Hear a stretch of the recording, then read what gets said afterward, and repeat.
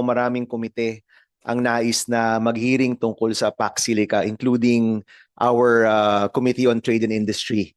No, so whether we will do this together or separately in the future, rest assured po na magkakaroon po ng mga pagdinig para mas maging malinaw sa taong bayan at sa mga apektadong komunidad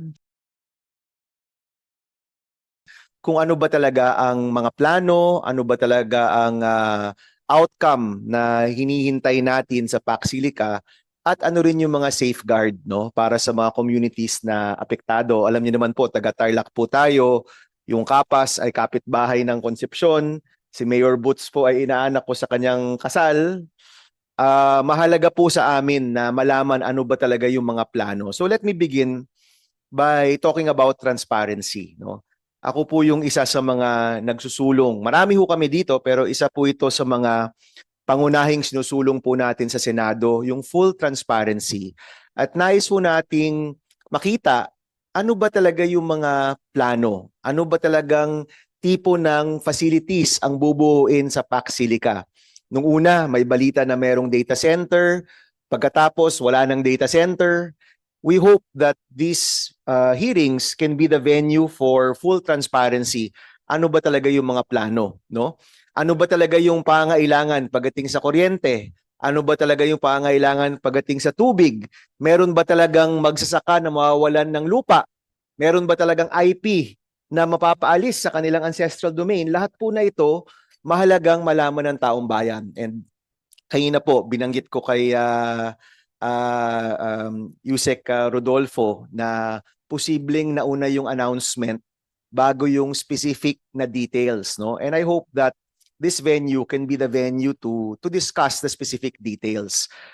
Binanggit po sa akin ni Mayor Boots kanina ng Kapas na walang naging konsultasyon bago yung announcement. Nauna yung announcement, nagulat na lang po sila na malaking parte ng Kapas ang apektado po dito. So we know that there have been meetings in the last few weeks, pero we hope that the hearings here in the Senate can be the venue for that. No? Pangalawa, nais ko pong sabihin that there has to be a better way forward, no? With our goals towards industrialization, providing more jobs, advanced manufacturing, lahat naman po yan, gaya na nabanggit ni Senate President Sherwin, maganda po yan at yan po'y hangarin natin. But we have to make sure that there's a better way forward when it comes to progress in our country. Nasa ating pong hangarin na mag-modernize, magkaroon ng mas maraming industriya na wala pong maiiwan and worse, wala pong maaantala. No? Sa ating pong kasaysayan, nakita ho natin na kapag walang nagbabantay, posibleng magkaprogreso, meron namang marginalized groups ang patuloy na napapahirapan. No? I'll give an example. Nung panahon po na sinara yung Boracay, no? There was a time sinara po yung Boracay para sa pag-aayos ng mga roads, para sa pag-aayos ng beachfront. We saw that that was a needed reform. But nung ginawa po yan in the previous administration, naging biglaan yung announcement and thousands of our countrymen lost their jobs sa Boracay. At nung nag-hearing po kami doon o nag-investigate po kami doon, ang sabi nila, Sen, kami pong mga nagtatrabaho sa mga hotel na kumikita ng 25,000-30,000 pesos per month. Ngayon po nakapila na po kami sa DSWD para sa ayuda. Para lang po meron kaming makain. Now, tama ba yung mga reformang ginawa sa Boracay? Tama po. Kinailangan po yun. Kinailangan ayusin yung mga daan, ayusin yung beachfront, kinailangan ayusin yung mga water systems nila.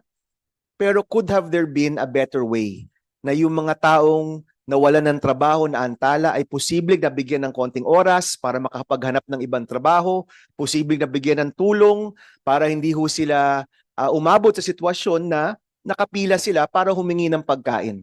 No? Years later, we look at that time and we say, oh, maganda. Maganda yung reforma dyan, pero nakalimutan natin, libo-libong tao yung nawalan ng trabaho nung panahong yun. Libo-libong tao yung naantala.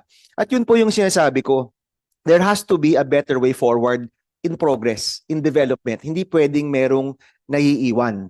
Now, pangatlo, yung pinaka-vulnerable and marginalized sa ating bansa, yun po yung magsasaka, yun po yung IP. Ayaw ho natin makita na sa ating pong hangarin magkaroon ng progreso, may mga communities po tayo, may mga kababayan po tayong maiiwan.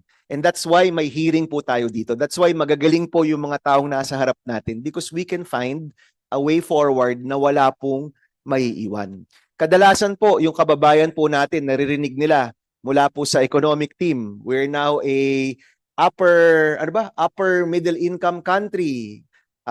Gumaganda ang ekonomiya, ang laki ng mga progreso, pero marami sa kababayan po natin, hindi ho yung totoo para sa kanila. Hindi po yan ang Pilipinas na alam po nila. No? Sila po'y maraming hinaharap na paghihirap, sila po'y maraming hinaharap na pagkakaba sa kanilang hanap buhay, sa kanilang kinalalagyan. So ang sinasabi ko lang po, dito po sa ating hangaring i-push or itulak ang progreso sa ating bansa, siguraduhin nating walang maiiwan. At sabi nga po, ang isang bansa, ang totoong progreso sa isang bansa ay nasusukat sa kanilang pagtrato sa mga pinakamahihirap at pinakanangangailangan sa sarili nating bansa. So I hope, dear friends, no, and everybody here, lahat po tayo dito naghahanap ng progreso sa ating bansa, sa ating hangaring itulak ang ating industrialization, manufacturing, siguraduhin ho natin na walang maiiwang komunidad at walang maiiwang kababayan po natin. And this hearing, yung Senado bilang ang siyang sandigan at representante ng taong bayan, sabi nga po ni Senator Tulfo, kami po ang magbabantay at yung mga commitment sa araw na ito at sa mga susunod na araw, yan po'y babantayan po natin. Na kapag nag-commit na walang mawawala, yung kalikasan ay mapoprotektahan, we will make sure that that will be upheld and that will be done properly with the powers of the Senate. No? So maraming salamat, Mr. Chairman, at salamat po sa pagdinig na ito. Thank you very much, Senator Bamakino. Now, next to give his opening statement is Senator Kiko Pangilinan. Senator Pangilinan. Maraming salamat, Mr. Chairman. Magandang umaga sa kanilang lahat.